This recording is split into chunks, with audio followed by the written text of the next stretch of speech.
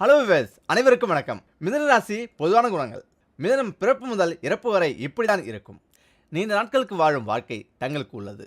அப்படி தாங்கள் நீண்ட நாட்கள் வாழ ஆசைப்பட்டால் நுரையீரலில் அதிக கவனம் செலுத்த வேண்டும். இதில் காதல் வாழ்க்கை. காதல் வாழ்க்கையை பொறுத்தவரை உங்களின் இளமை காலத்திலேயே வெகு தீவிரமான காதல் வரும். காதலில் பலமுறை தோல்வியடைந்தாலும் சிறந்த வாழ்க்கை துணையை தேர்ந்தெடுப்பீர்கள். இவர்களுக்கு திருமணம் என்பது மிகவும் தாமதமாக நடைபெற்றாலும் மிகவும் சந்தோஷமான திருமண வாழ்க்கை அமையும். திருமண வாழ்க்கையை பொறுத்தவரை ஆண்களுக்கு சுக்கிரன், பெண்களுக்கு செவ்வாய், இந்த கிரகங்கள் மட்டும் நல்ல நிலையில் அமைந்திருந்தால் இவர்களுக்கு அமையும் வாழ்க்கை துணை அழகும் அந்தஸ்தும் நிறைந்திருப்பார்கள். இடையிடையில் சிறு சிறு கருத்து வேறுபாடுகள் இவர்களுக்குள் தோன்றினாலும் மற்றவர்களுக்கு தெரியாதவாறு மறைத்து விடுவார்கள். அதாவது இவர்களுக்குள் என்ன கருத்து வேறுபாடுகள் இருந்தாலும் வெளிப்பார்வைக்கு ஒற்றுமையாகவே தெரிவார்கள். மீனராசிக்காரர்கள் கல்வியை பொறுத்தவரை தங்களின் கூர்மையான புத்தியினால் தாங்கள் எப்பொழுதும் முன்னிலையில்தான் சிறந்து விளங்குவீர்கள். கடின உழைப்பின் மூலம் ஒவ்வொரு செயலிலும் தாங்கள் வெற்றி பெற முடியும். வாக்குஸ்தானாதிபதி சந்திரன் என்பதால் வானத்தில் நிகழும் மாயஜாலங்களைப் போல் உங்கள் மனதிலும் மாற்றங்கள் நிகழ்ந்தபடி இருக்கும். இந்த ஸ்தானம் செலவுகளையும் சேமிப்புகளையும் குறிக்கும் என்பதால் உங்களிடம் எவ்வளவு பணம் கொடுத்தாலும் சேமிக்க முடியாது. மூத்த சகோதர சகோதரியிடம் உங்களுக்கு பாசம் இருந்தாலும் இளைய சகோதர ஸ்தானம் என்னும் 3ஆம் இடத்துக்கு சூரியன் அதிபதியாக வருவதால் இளைய சகோதர சகோதரியிடம் அதிக அன்பு காட்டுவீர்கள். உங்களுடைய மூத்த சகோதர சகோதரிகள் எடுக்கும் முடிவுகள் உங்களை எதிர்மறையாக பாதிக்கக்கூடும். உங்களின் பூர்வ புண்ணிய ஸ்தானம் என்று சொல்லப்படும் 5ஆம் இடத்துக்கு அதிபதியாக சுக்கிரன் வருகிறார். எப்பொழுதும் இறையருள் உங்களுக்கு இருக்கும். உங்களின் உத்தியோகஸ்தானத்துக்கு அதிபதியாக குரு வருவதால் ஒரே இடத்தில் பணிபுரிய முடியாது. எங்கேயும் தேங்கி நிற்காமல் உங்களின் பயணம் தொடரும். உங்களில் சிலர் சுயதொழில் துவங்கவும் வாய்ப்புண்டு. ஏனும் தொழில் நிமித்தம் குடும்பத்தை பிரிந்து சென்று வேறொரு இடத்தில் பணம் சம்பாதிக்க நேரிடும். மிதனம் என்பதே இரட்டை என்று பார்த்தோம். ராசியாதிபதி புதனாக வருவதால் பெரும்பாலும் பெருமாள் கோயில்கள் உங்களுக்கு ஏற்றவையாக அமையும். இந்த ராசியில் பிறந்தவர்கள் சிந்தனை பிரியர்கள். இவர்களை எளிதில் ஒரு தீர்மானத்துக்கு கொண்டு வந்து விடலாம். இந்த ராசிக்காரர்கள் எப்பொழுதும் 2 பணிகளை கவனிப்பார்கள். சுற்றுச்சூழலுக்கு ஏற்ப தங்களை சுலபமாக மாற்றிக்கொண்டு விடுவார்கள். சிந்தனை செய்யும் பழக்கம் உள்ளவர்கள். அதனால் எதையும் தீர்க்கமாக ஆலோசிப்பார்கள். அடிக்கடி மாற்றத்தையும் புது பழக்கங்களையும் விரும்பினாலும் மிகவும் நம்பிக்கை உந்தவர்கள் சமயத்தில் கை கொடுத்து உதவுவர். எடுத்த வேலையை அரைகுறையாக விட்டு செல்வதில் இவர்களுக்கு ஒரு அலாதிய குஷி இருக்கும். ஒரு வேலையை தொடங்கி செய்வார்கள். அதை அப்படியே விட்டுவிட்டு அடுத்த வேலையை கவனிக்க போய்விடுவார். அதையும் முடிக்க மாட்டார்கள். பிறரிடம் சேர்ந்து பணியாற்றினால் இவர்களின் அறிவாற்றல் தெட்டென பிரகாசிக்கும். தங்கள் சொன்னதே சரி என்று சாதிக்கும் மனப்பான்மையும் ஓரளவு தாராள குணமும் பெற்றிருப்பார். முற்போக்கு சிந்தனை இருந்தாலும் பழமையை விட்டுவிடவும் தயங்குவார். இவர்களின் செய்கை, பேச்சு எல்லாவற்றிலுமே ஓர் இரட்டை வேஷம் போல் தெரியும். நெருங்கி பல நாட்கள் பழகினாலும் இவர்களை பிறரால் புரிந்து கொள்ள முடியாது. பல தொழில்களை இழுத்து போட்டுக்கொண்டு திண்டாடுவார். ஆனால் வெளியில் மனப்போராட்டத்தை காட்டிக்கொள்ள மாட்டார். இவர்களால் அதிக துயரத்தையோ பரபரப்பையோ தாங்க முடியாது. ஆனால் இவர்களின் போக்கிலேயே விட்டுவிட்டால் அபாரமாக உழைப்பர், முன்னுக்கும் வருவர். இவர்கள் பிரகாசிக்க ஒன்றுக்கொண்டு சம்பந்தம் இல்லாத 2 தொழில்கள் வேண்டும். பிறர் சொல்வதை கேட்டு செய்வதை விட தாங்களே சிந்தித்து செய்தால் சிறப்பாக செய்து முடிப்பார். இவர்கள் சிறந்த தூக்கப்பிரியர்கள். மிதனராசியின் சொந்தக்காரன் புதன் என்பதால் இவர்கள் சிறந்த கல்வி மான்களாகவோ பத்திரிகை ஆசிரியராகவோ சுக்கிரனும் புதனும் நன்கு அமைந்திருந்தால் சினிமா போன்ற கலைத்துறையில் தலை சிறந்து விளங்குவர். புத்தகங்களை வேகமாக படிப்பர். பேச்சில் கண்ணியமும் நயமும் வெளிப்படும். ஒரு நிறுவனத்தில் குமாத்தாவாக நுழைந்தாலும் குறுகிய காலத்தில் உயர் பதவிக்கு வந்து விடுவர். சிறந்த புகைப்பட கலைஞர்கள் மீனராசி அன்பர்களாக இருக்கலாம். பெண்களாக இருந்தால் நகத்தில் அழுக்குப்படியாமல் எப்பொழுதும் சொகுசாக இருக்க விரும்புவர். நயமான பேச்சினாலேயே பிறரிடம் வேலை வாங்கிவிடுவர். இந்த ராசியில் பிறந்தவர் வாயு ராசிக்கார ஆண்களையோ நெருப்பு ராசிக்கார ஆண்களையோ மணக்கலாம். மிதுனம் காற்று வாயு ராசி என்பதால் இந்த ராசிக்காரர்கள் மனசும் ஓரிடத்தில் நிலைக்காமல் அலையும் சுபாவம் கொண்டது. அடிக்கடி புது இடங்களுக்கு போய் பார்க்க விரும்புவர். இது ஆண்களுக்கு. பெண்களின் சவகாசத்தினால் நல்லதையோ கெட்டதையோ அவசரப்பட்டு செய்து விடுவர். இப்பொழுது பொதுவானது. குடும்பத்தில் பெரியவர்கள் சொல்வதை கேட்காமல் சில சமயங்களில் பிரச்சனையில் மாட்டிக்கொள்வார். தங்களுடைய மனோபாவத்தில் அதிக நம்பிக்கை கொண்ட இவர்கள் கற்பனையில் தோன்றியதை செயலாக்க முனைந்து கடைசியில் தோல்வி வருவார்கள். ஆண்கள் இளம் வயதிலும் சரி மத்திய வயதிலும் சரி பிற மாதர்களிடம் தொடர்பு இருந்து கொண்டே இருக்கும். அல்லது பெண்களாக இருந்தால் ஆண்களிடம் தொடர்பு இருந்து கொண்டே இருக்கும்.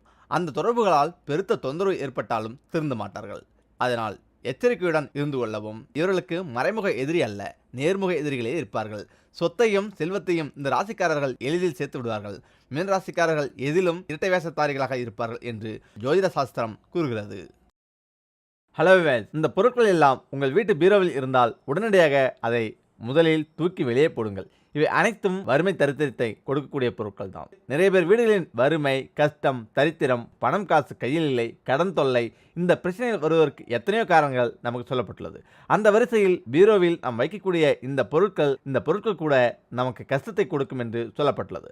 அந்த பொருட்கள் எல்லாம் என்னென்ன என்று தெரிந்து கொள்ளுங்கள். இந்த மாதிரி பொருட்கள் உங்கள் வீட்டு பீரோவில் இருந்தாலும் சரி, உங்கள் வீட்டில் மற்ற இடங்களில் இருந்தாலும் சரி, முதலில் அதை அப்புறப்படுத்தும் வேலையை பாருங்கள். சில பேர் கிழிந்த துணியை பத்திரமாக பீரோவில் வைத்திருப்பார்கள். வாங்கிய புது புடவை, புது சட்டை, புது சுடிதார் என்று ஓரிரு முறைதான் பயன்படுத்தியிருப்போம். ஏதோ ஒரு காரணத்தால் அது ஆணியில் மாட்டியோ அல்லது நெருப்பு பட்டோ எப்படியோ ஒரு விதத்தில் கிழிந்திருக்கும். நிறைய காசு கொடுத்து வாங்கிவிட்டோம், டேமேஜும் ஆகிவிட்டது, தூக்கி போட மனசில்லாமல் பத்திரமாக எடுத்து வச்சிருப்பார்கள். புத்தம்புது ஆடை கிழிகிறது என்றால் உங்களுக்கு வந்த கந்திஷ்டியோ எதிர்மறை ஆற்றலோ அந்த ஆடையை தாக்கியிருக்கிறது. அப்படிப்பட்ட ஆடையை தூக்கி போட மனதில்லாமல் பீரோவுக்குள் வைத்து பாதுகாக்கக்கூடாது. உடனே அதை தூக்கி குப்பையை போட்டுவிட வேண்டும். அடுத்தபடியாக நிறைய பேர் சென்டிமெண்டாக ரொம்ப பழைய ஆடைகளை பீரோவில் வைத்திருப்பார்கள். அம்மாவுடைய புடவை, இது என்னுடைய பாட்டியோட புடவை, அல்லது தாத்தா அணிந்திருந்த ஆடை, அல்லது அப்பா தாத்தா போட்டிருந்த கண்ணாடி, வாட்ச், அவர் பயன்படுத்திய வேறு ஏதாவது பொருட்கள் என்று பீரோவில் இருக்கும். இப்படி இறந்தவர்களுடைய பழைய பொருட்களை நம் வீட்டிலிருந்து அப்புறப்படுத்தி விடுவது ரொம்பவும் நல்லதொரு விஷயம். குறிப்பாக 3 தலைமுறைகளை நாம் கடந்து விட்டோம். 4வது தலைமுறைக்கு ஒரு பேரப்பிள்ளை நம் வீட்டில் இருக்கிறது என்று வைத்துக்கொள்வோம். 3 தலைமுறைக்கு முன்பு நம் முன்னோர்கள் பயன்படுத்திய எந்த பொருட்களும் நம் வீட்டில் இருக்கக்கூடாது. அது எதிர்மறை அதிர்வுகளை நமக்கு கொடுக்கும். தங்கத்தால் செய்யப்பட்ட, வெள்ளியால் செய்யப்பட்ட பொருட்கள் இருந்தால் கூட 3 தலைமுறைக்கு முன்பு பயன்படுத்தப்பட்ட பொருட்களை கடையில் கொடுத்து மாற்றிவிடுங்கள். அவ்வளவு பழைய பொருட்கள் வீட்டில் இருந்தால் அதன் மூலம் நிச்சயமாக ஏதாவது ஒரு எதிர்மறை ஆற்றலை அது வெளிப்படுத்தி கொண்டேதான் இருக்கும் என்பது குறிப்பிடத்தக்கது. சில பேர் திருமணத்துக்காக எடுத்த பட்டுப்புடவை, பட்டு வேஷ்டியை மிக பத்திரப்படுத்தி வைத்திருப்பார்கள். அது சரி கருத்து ரொம்பவும் மங்கி போய் கிடக்கும். கையில் எடுத்தாலே துணி கிழியும். இப்படிப்பட்ட பொருட்களை ஞாபகத்தமாக வைத்துக் கொள்வது தவறு கிடையாது. இருப்பினும் பயன்படுத்தவே முடியாமல் இத்து போய் இருக்கக்கூடிய சூழ்நிலையில் ஒரு பொருளை பத்திரப்படுத்தி அதை பீரோவில் வைப்பதும் எதிர்மறை ஆற்றலை தான் உண்டு பண்ணும். கூடுமானவரை அதையும் அப்புறப்படுத்துவது நல்லது. காரணம், பல வருடமாக பயன்படுத்தாத ஒரு துணியில் எவ்வளோ எதிர்மறை ஆற்றல் இருக்கும். அதன் மூலம் நமக்கு நிச்சயமாக நன்மை நடக்கப் போவது கிடையாது. அதையும் கொஞ்சம் கவனித்துக் கொள்ளுங்கள். அது மட்டும் இல்லாமல் ரொம்ப காலமாக பயன்படுத்தாத இரும்பு பொருட்கள் எதுவுமே உங்களுடைய வீட்டில் துருப்பிடித்து போய் அட்டாணியில் கூட கிடைக்கக்கூடாது. அதை எடுத்து எடைக்கு போட்டு விடுங்கள். அம்மிக்கல், ஆட்டுக்கல் இவையெல்லாம் பயன்படுத்தாமல் இருந்தாலும் வீட்டு மூலையில் போட்டு வைக்கலாம் என்று சொல்வார்கள். பெரிய பாரமான பொருட்களை பயன்படுத்தாமல், நகர்த்தாமல் வீட்டு மூலையில் போட்டு வைக்கக்கூடாது. உங்களுக்கு அம்மிக்கல், ஆட்டுக்கல் வேண்டுமென்றால் சிறிய அளவில் விற்கிறது. அதை வாங்கி வீட்டில் வைத்து பயன்படுத்துங்கள். பயன்படுத்தாத எந்த பொருட்களாக இருந்தாலும் அதை நீண்ட நாட்கள் ஒரே இடத்தில் போட்டு வைக்கும்போது அதனுடைய கெட்ட அதிர்வலைகள் நம் குடும்பத்திற்கு தரித்திரத்தை உண்டு பண்ணிவிடும். இது மட்டும் இல்லாமல் தினமும் பூஜையில் வைக்கும் இந்த பொருட்களை தெரியாமல் கூட இப்படி பயன்படுத்தி விடார்கள். இதனால் பூஜை செய்த பலன் உங்களுக்கு கிடைக்காதோடு தீராத துயரங்கள் வந்து சேரும். நம் சாஸ்திரத்தில் பூஜைக்கு பயன்படுத்தும் பொருட்களுக்கு நிறைய விதிமுறைகள் உண்டு. பூஜைக்கு என்று நாம் பயன்படுத்தும் ஒவ்வொரு பொருளிலும் ஒவ்வொரு அர்த்தங்கள் உள்ளது. இதன் அர்த்தம் தெரியாமல் செய்யும் சில தவறுகளால் நமக்கு பெரும் துன்பம் வருவதோடு நம்மிடம் இருக்கும் செல்வமும் நம்மை விட்டு போய்விடும். அது என்னவென்று பார்க்கலாம். இப்போது நாம் இந்த பதிவில் வெற்றிலையை பயன்படுத்துவதை பற்றி தெரிந்து கொள்ளப் போகிறோம். வெற்றிலை மகாலட்சுமியின் சொரூபமாக பார்க்கப்படுகிறது. எந்த மங்கள நிகழ்வாகட்டும் அல்லது மங்களமான நிகழ்வாக கூட இருக்கட்டும், வெற்றிலை இல்லாமல் எந்த காரியமும் நடப்பது கிடையாது. அனைத்திலும் முதலிடமும் இந்த வெற்றிலைக்கு மட்டும்தான் உண்டு.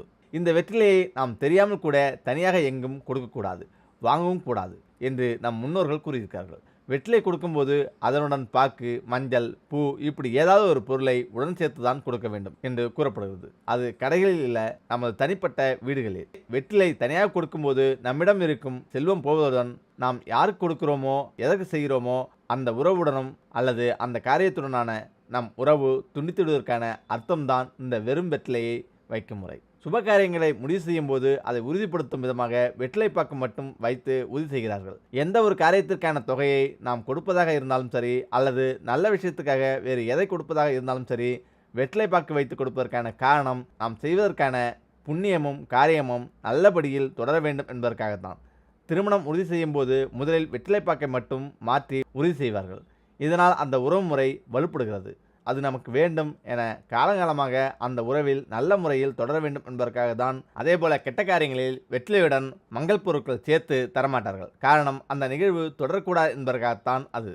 இதைதான் தெய்வத்திற்கு படைக்கும்போது வெறும் வெற்றிலை தனியாக வைக்கக்கூடாது. அப்படி வைத்தால் வணங்குவதற்கான பலன் இல்லாமல் போவதுடன் தெய்வத்துடன் தொடர்பு இல்லை என்று ஆகிவிடும். வெற்றிலை வைக்கும்போது அதன் மீது கொஞ்சம் வெல்லம், நாட்டு சர்க்கரை, கல்கண்டு இப்படி ஏதாவது ஒன்றை கட்டாயமாக வைத்துதான் வணங்க வேண்டும். எதுவும் இல்லாமல் வெறும் வெற்றிலையை மட்டும் வைத்து வணங்கவே கூடாது. வணங்குவதற்கான பலன் கிடைக்கவே செய்யாது. அதனால்தான் விவரம் தெரிந்தவர்கள் வீட்டில் வளர்க்கும் வெற்றிலை கொடியை கூட தனியாக வளர்க்க மாட்டார்கள். அதனுடன் வேறு கொடியை சேர்த்துதான் வளர்ப்பார்கள். இதேபோல் வீட்டில் பூஜைக்கு என்று வைக்கும் வெற்றிலையை பூஜை முடிந்தவுடன் வாடவிடக்கூடாது. வெற்றிலை போடும் பழக்கம் இருப்பவர்கள் யாரிடமாவது கொடுத்துவிட வேண்டும். அப்படி கொடுக்கும்போது கூட இந்த வெற்றிலையை தனியாக கொடுக்கக்கூடாது. இத்துடன் ஒரு பாக்கெட் சேர்த்து தான் கொடுக்க வேண்டும். நாம் தினம் எழுந்தது முதல் இரவு படுக்கும் வரை செய்யும் ஒவ்வொரு காரியமும் நாம் நல்ல முறையில் வாழவும் நம் சந்ததியினர் நல்ல ஒரு வாழ்க்கையை வாழவும் தான் செய்கிறோம். நாம் தெரியாமல் செய்யும் இதுபோன்ற தவறுகளால் நாம் துன்பத்தை ஏற்படுத்திக் கொள்ளாமல் இருப்போம்.